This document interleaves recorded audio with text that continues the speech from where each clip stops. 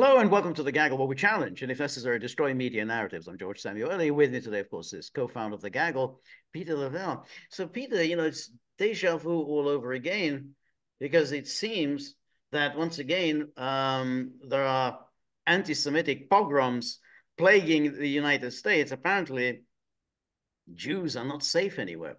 What is happening is what has been happening before, which is there are pro-Palestinian protests at a number of university campuses.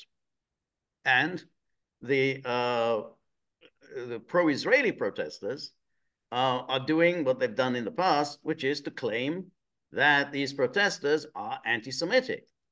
And so as the media present this, and the opportunistic politicians, of course, chime in, it suddenly seems as if Jews are not safe on American campuses, even though many of the pro-Palestinian protesters are themselves Jewish.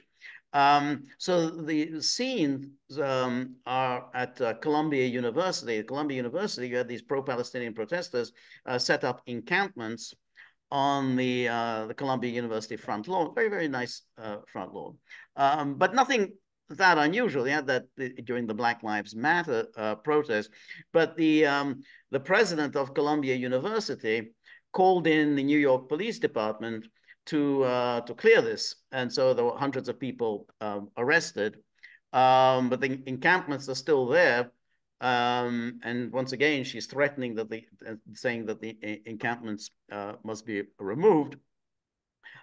So she won't be removed. So she won't be removed. But of course, in Congress, they're already demanding that she be removed and that she has to go because she's not tough enough with the pro-Palestinian protesters. She's not using Gestapo tactics. Exactly. And then, yesterday,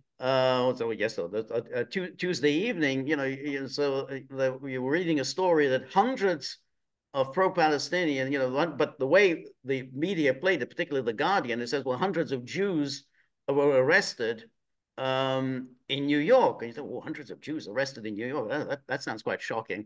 And who were these Jews arrested? These were pro-Palestinian protesters who made their way to Brooklyn, New York, outside Chuck Schumer's home. Chuck Schumer, of course, is an ardent Zionist.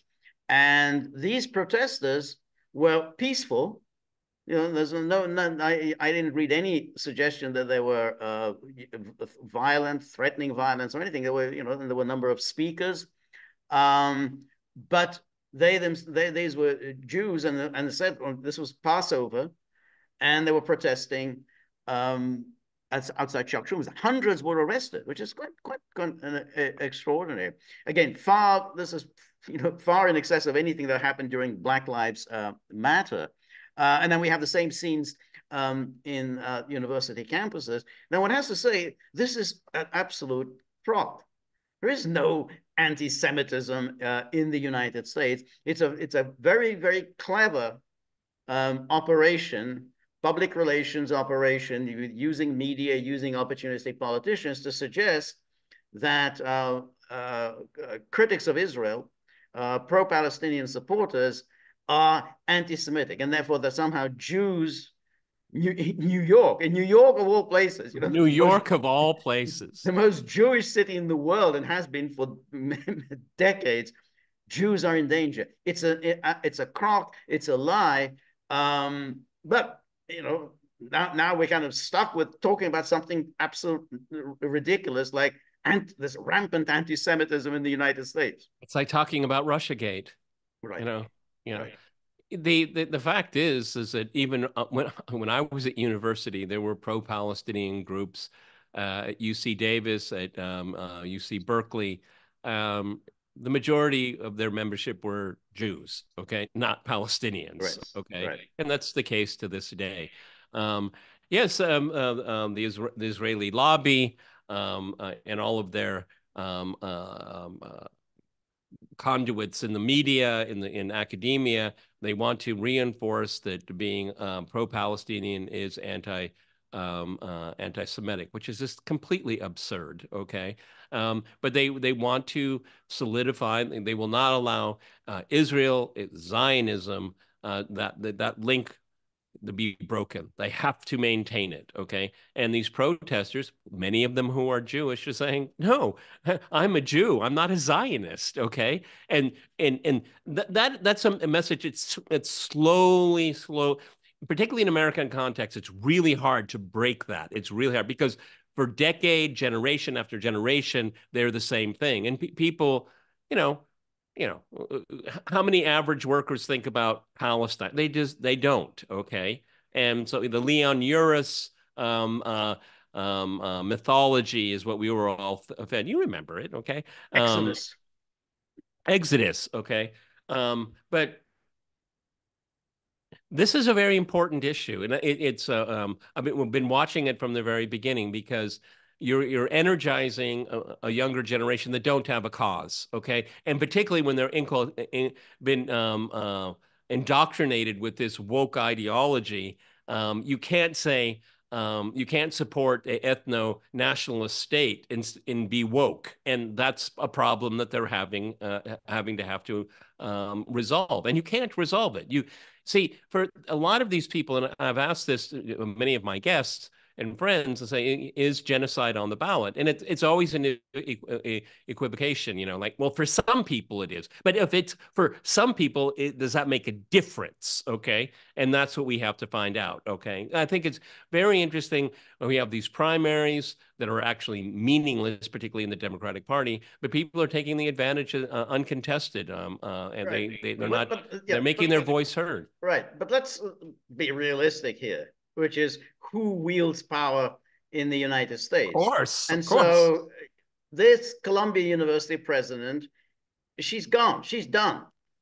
And that's true about all these university presidents who say, well, hey, the campus is supposed to be an arena of free speech. We should allow a diversity of opinions. We should not criminalize free exchange of ideas and so on and so forth. That's It a doesn't. losing case. It's a losing case right You're now. not going to prevail for a very simple reason, because the donors are going to say, hey, you are enabling anti-Semites. You are enabling fascists. You are enabling jihadis. You are enabling Hamas. You're Hamas. enabling, Iran.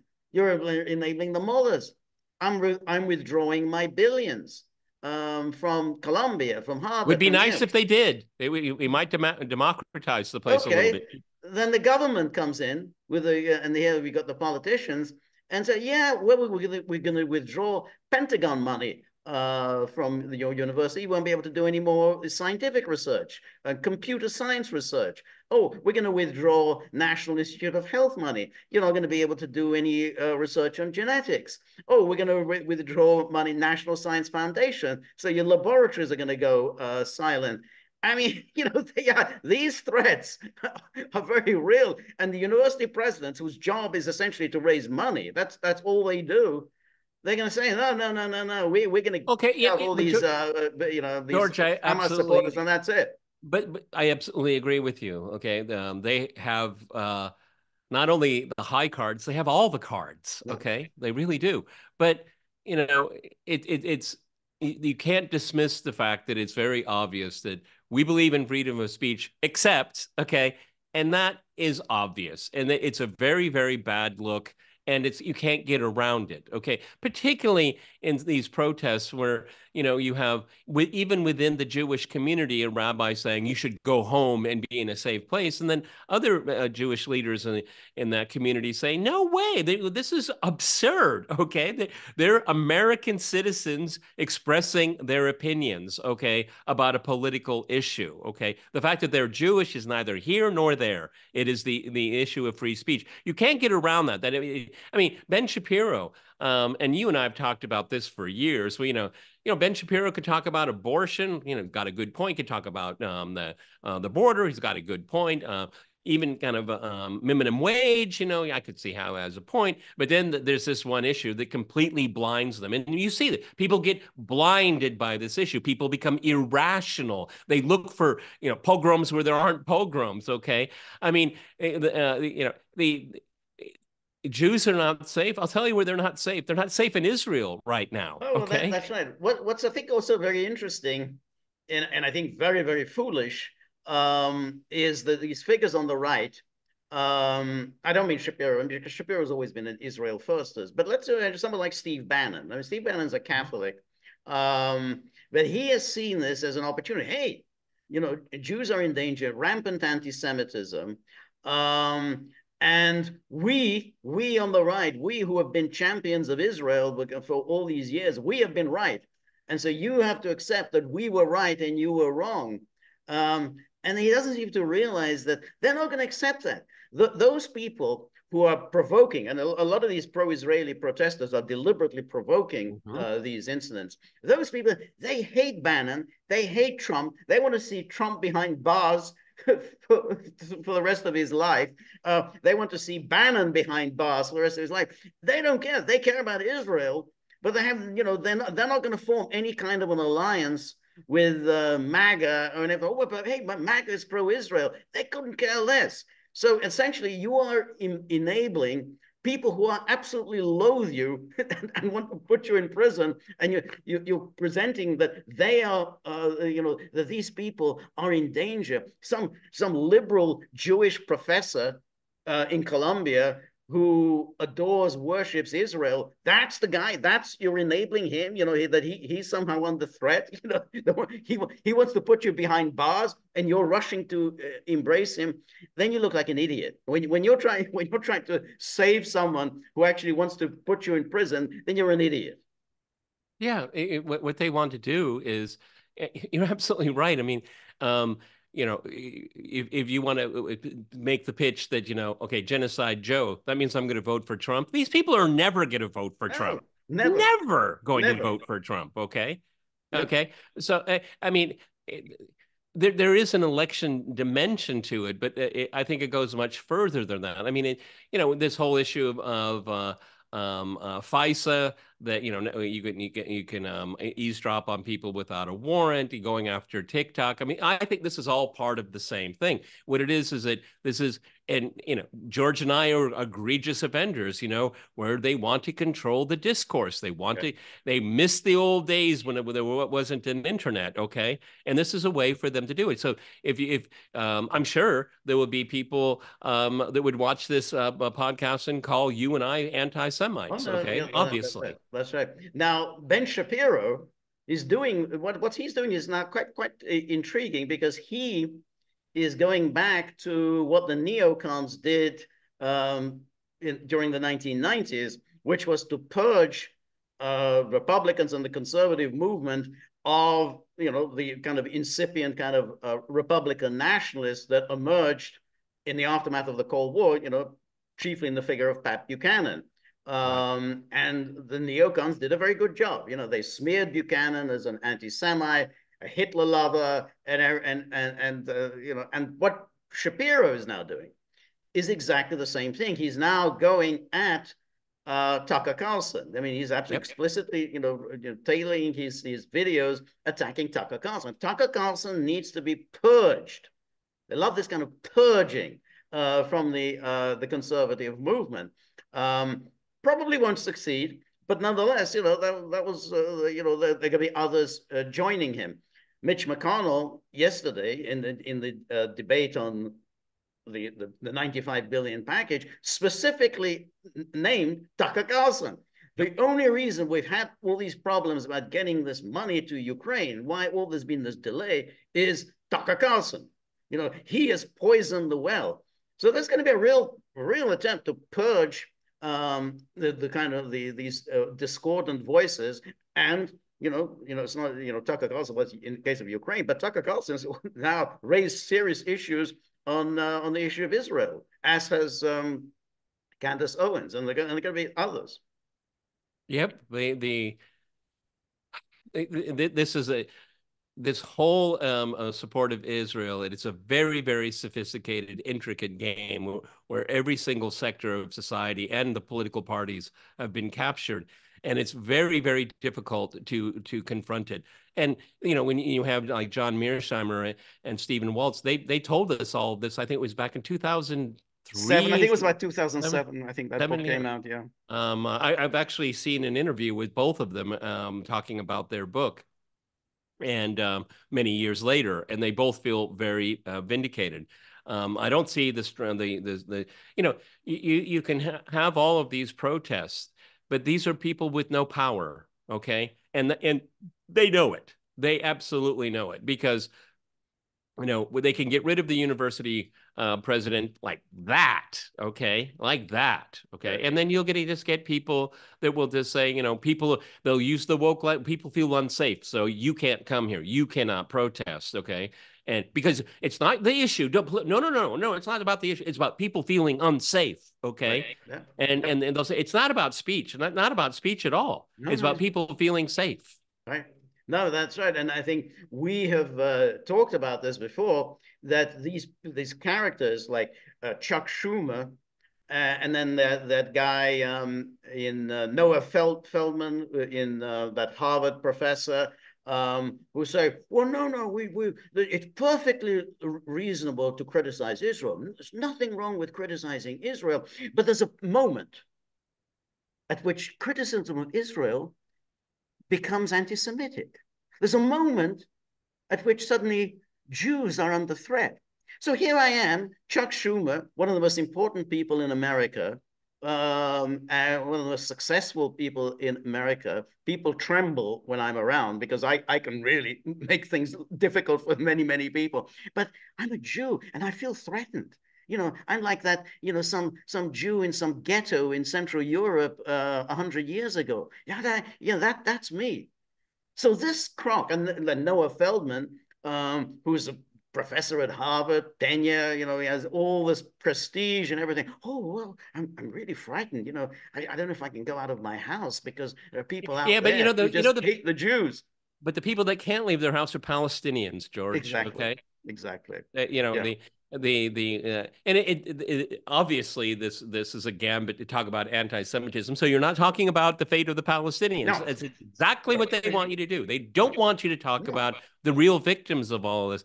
I mean, I don't know. You lived in New York, but the Jews have been amazingly successful in American life. I mean, truly successful, and good for them, based on merit, and that's what the system was always promoted, and that accounts to for a large part of their success. But to say that you're not safe in America as a Jew, that is just absurd, Right. absolutely absurd. But if you're a Palestinian in Palestine, you are not safe, and you're being targeted and you're being hunted. Okay, so don't, if you bring up the issue of, it's a hate speech issue, that's small potatoes for people in Palestine. Right. I can But that's the guarantee you point. that. Okay. They ultimately they don't matter very much. I mean, they're just simply there. They're kind of a nuisance because Israel is unable to fulfill its goals because they are in the way, and so they have to figure out ways that they can get them out of the way. And it's tricky because people see things. Well, they see them on television, they see them on the computer screens, and so people get very queasy. But ultimately, they don't really matter very much. All that Well, but matters what really makes it more, is Israel, and all that matters is the Jews. but what's interesting, if we're talking about genocide, is that we know there's a factual record of it. Is the Red Army was advancing west. The Nazis went to great lengths to cover up their crimes. They blew up things. They just tried. They tried to destroy records. They didn't want anyone to know what they actually did. A lot of Germans living in Germany did not know about it. Okay. But what we have now is we have the Israel and the IDF. They want the world to know what they're doing. They show it. These IDF soldiers that would put on TikTok and Instagram, and I mean, it's just horrifying. Okay, they're Telegram, but they don't want you to criticize it because they're threatened. Okay, They're because under they're threat. threatened. They have to do this. Okay, you made me do this. You're threatening me so Well, much. You that's made it. me do this. They're under threat, and so that's why. And, last week when we spoke about that conference, that's a nationalist, conservative conference, which was just basically an Israel psyop. But suddenly, hey, wow, people are closing down conferences because it's pro-Israel. Imagine that. in no way, and as we discussed, he said nothing was closed down. No one was stopped from speaking. No one was prevented from entering the building. But you create these psyops, and you say, oh yeah, there's this rampant anti-Semitism. It's a complete, an absolute hoax, and but it serves its purpose. And again, there are ultimately, I think these conservatives who embrace this cause, because it's a cause that the Israel lobby is going to do nothing for conservatives. They have no time for them whatsoever. You embrace this cause for what? They're not going to do anything for you. It's in the same way that Israel doesn't do anything for the United States. I was like, well, oh, our greatest ally in the world, the great ally that never does anything for you. But there it is. And so therefore, the idea of running with this story of anti-Semitism, you know what's going to happen? They're going to say America is anti-Semitic. They're not going to say, oh, but no, we don't mean America's anti. We just mean all these Hamas supporters are anti-Semitic. No, we just mean all these people protesting at Columbia anti-Semitic. No, the way they're going to tag it is say, yeah, America's a racist country. Not only is it a racist country, it's an anti-Semitic country. That's right. These Hamas supporters. That's exactly what they say.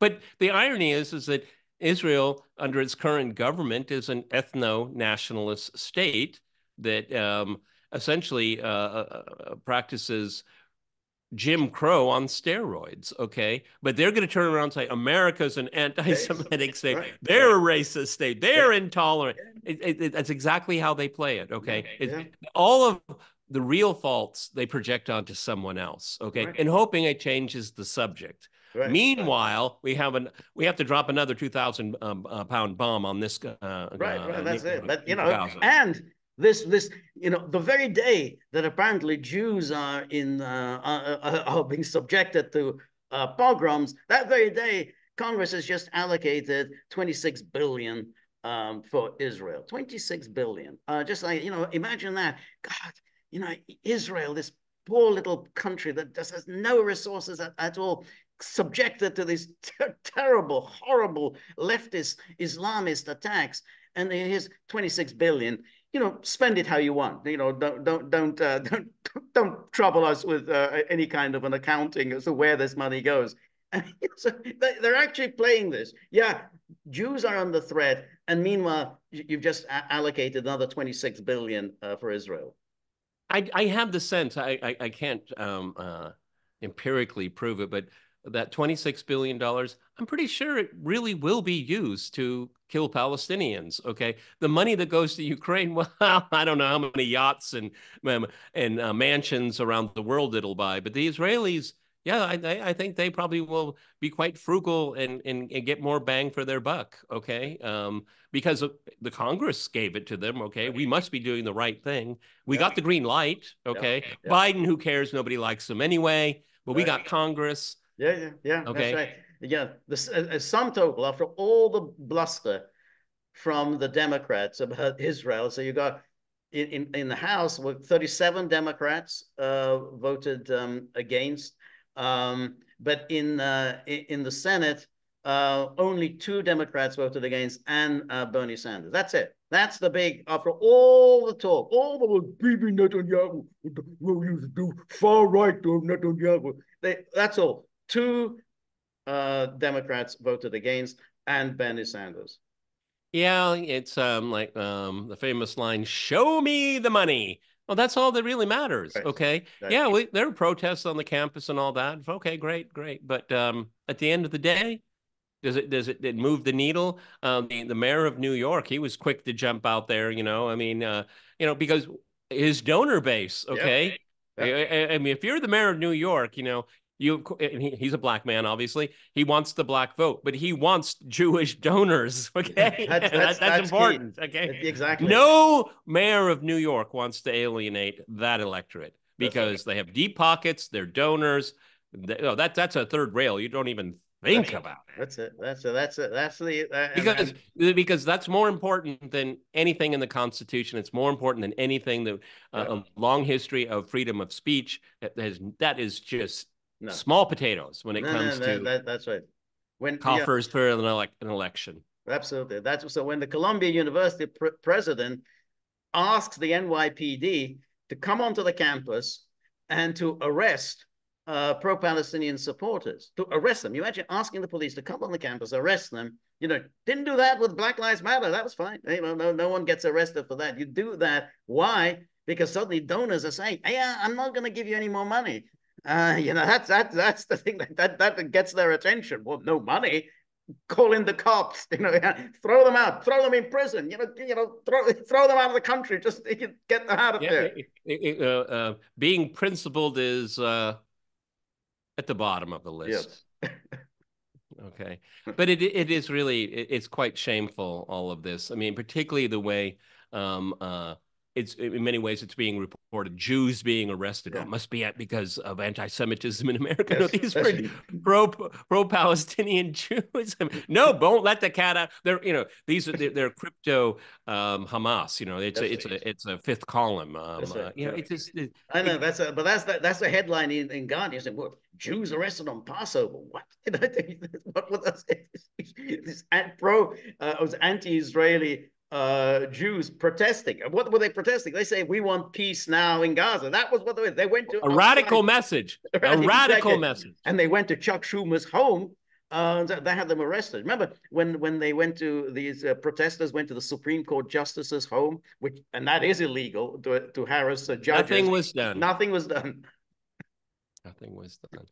This is just egregious what's going on right now. But you know, it's a catalyst to take speech away from other people. I mean, this is exactly what they want to be able to do. Get rid of TikTok, you know, anyone that dissents on Biden's policy towards Israel is an anti-Semite, cancel. You know, they do that. You know, if you're against the war in Ukraine, they go after you. You're against foreign wars, that goes in that same category. They want.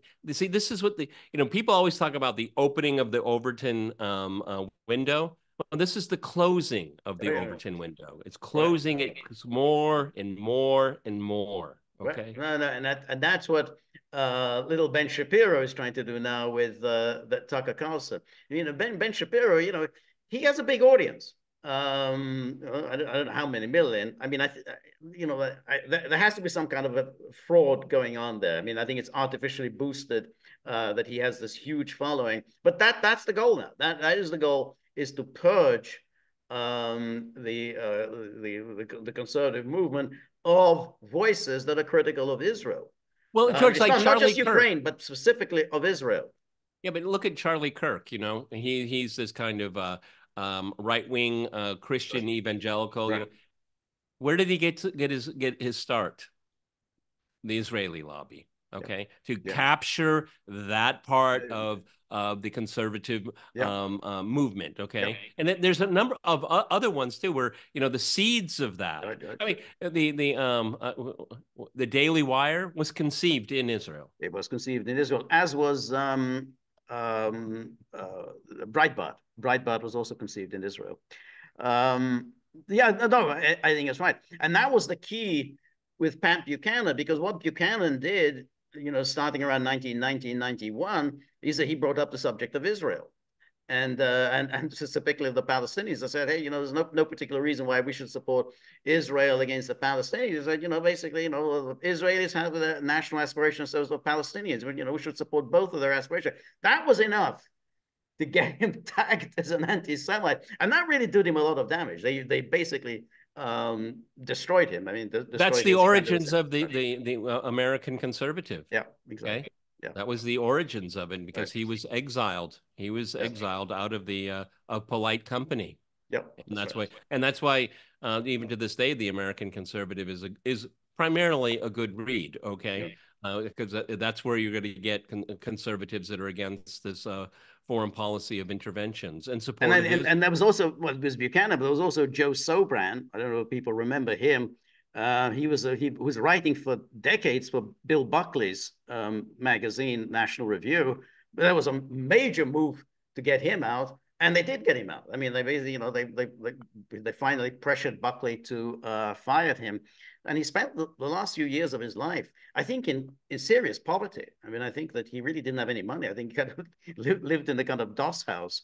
helped by, a few wealthy friends kept him going. But that was, that was it. I mean, he lived off the income that he earned from National Review. I mean, and then well, it was just cut loose. Nothing good is going to come of this, Right. everyone. And like I said, the precedents are being set. Okay, you look, when you think back, this whole COVID hoax experiment, they learned from it how to Right. use and to control. This is another one. This is actually an easier one because when COVID started, I don't know anything about healthcare and stuff like that. So I obviously, like, okay, I'm going to listen at least, but this is a third rail that everyone in American politics has been aware of. And it's been there since the establishment, well, particularly with a vengeance since 67. It's just something you just nod your head and go along with, and you take the money. Okay. And the APEC gives you a script and all these people, the Republican and Democrat, whatever, they memorize the script and they just say they don't know anything about Palestine, Israel at all. Maybe they went on a trip, okay, a guided trip, but it's like that's already taken care of. Okay, someone is taking care of it for Yep. us. Okay. Yeah, that's right. And so, I mean, when they get to the point when Netanyahu becomes an embarrassment, you have to remind them. Well, I remember when he came and addressed both houses of Congress, and you kept bobbing up and down, 20, giving 24 standing standing. ovations, I think it was everything you said. 24, Yeah, 24. yeah, yeah, yeah, yeah. So suddenly, oh, Netanyahu was far right. Well, Well, no, but that see, wasn't your attitude when he was yeah, but addressing see, Congress. this is this infantile approach. We just get rid of Netanyahu and Itamar Gantz. He'll be better. Okay, no, he won't. It'll be No. exactly the same thing. Yeah. Exactly the same thing. Yeah. They want to play this personality um, popularity show. That's not policy. That's just individuals. It has nothing to do with policy. They're going to pull that too. Yeah. It bodes very badly for the future. Okay, because once you set this, I'm in for freedom of speech, but there you go. It's Yes. gone. It's Yes. gone. Yeah. All right. All right, everybody. We're going to obviously keep an eye on this here. This is the Gaggle with Peter and George. We're on Locals, so please go to thegaggle.locals.com. This is Wednesday. Tomorrow is the live stream day. Live stream Thursday, 3 p.m. Eastern Time. Please come with comments, criticisms, and suggestions. And now Buddy makes his appearance. Yeah, I'm getting really very tired of all of this lack of movement in the tip jar. So he's making his presence felt. So if you have a few bob in your pocket, whip them out, dunk them in the tip jar. Because it's getting very hard to cope with Buddy and Apple, going on at me. So, whatever you have, it'll be very useful. We're very grateful for all of your help, friendship, and support. The more you're able to donate, the more of these videos we can make, the more we can improve the technology. And above all, they'll quieten down for a little while. It's hard to keep them quiet, but, we'll try. So remember, if you like the gaggle, please like, share, and subscribe. See you soon. Bye.